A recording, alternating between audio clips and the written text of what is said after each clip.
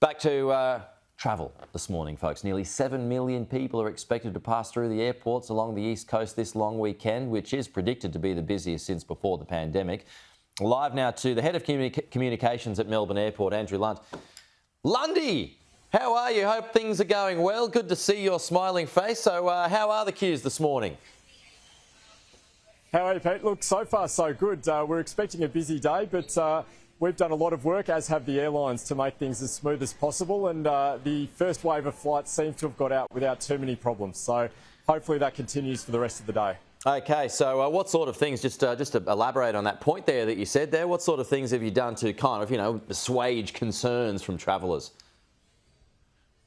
Well, look, we've been doing a lot of work for the last 12 months to rebuild the airport workforce.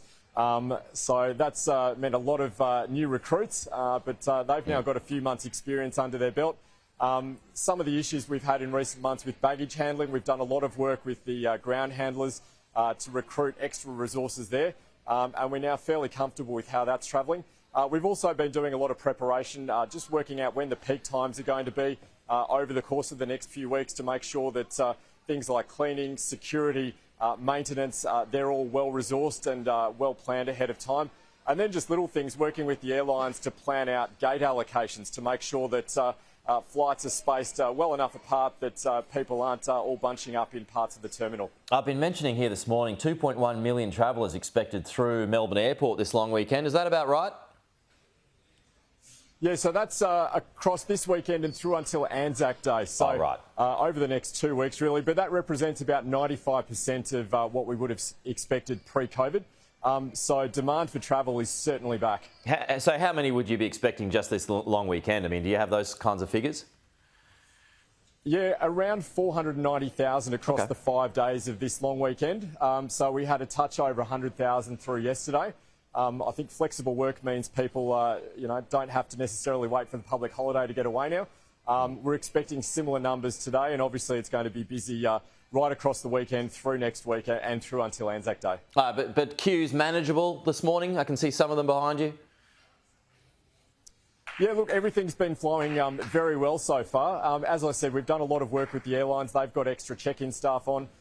Security is being well managed, and the lines so far this morning have been minimal.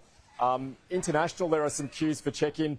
A lot of that is due to the paperwork that some countries still require for people to get into, but the queues are moving, and I think that would be my message to people, that it is busy. There are a lot of people who want to travel, so if you do encounter a queue, be patient. We are doing our best to make sure that they move as fast as they can. I can't quite make out the board behind you there, Andrew, but is there much in the way of flight delays today?